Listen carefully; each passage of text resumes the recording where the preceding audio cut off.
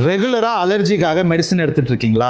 ஸ்பெசிஃபிக்கா மாண்டிலியூகாஸ்டும் லீவோசிட்ரிஸனும் நீங்க ரெகுலரா எடுக்கிறீங்களா? அப்படின்னா அதோட சேஃப்டி ப்ரொஃபைலை பத்தி தெரிஞ்சுக்கோங்க. இந்த ரெண்டு ட்ரக்குக்கும் 4 முக்கியமான சேஃப்டி ப்ரொஃபைல் இருக்கு. ஒன்னு நியூரோசைகாட்டிக் ப்ரொஃபைல். மாண்டிலியூகாஸ் லாங் டர்மா எடுக்கிறவங்களுக்கு மூட் சேஞ்சஸ் வரதுக்கான சான்சஸ் நிறைய இருக்கு. ரெண்டாவது செடேஷன். மாண்டிலியூகாஸ்ல செடேஷன் அதிகமா வராது, ஆனா லீவோசிட்ரிஸன்ல மைல்டு செடேஷன் வரதுக்கான சான்ஸ் இருக்கு.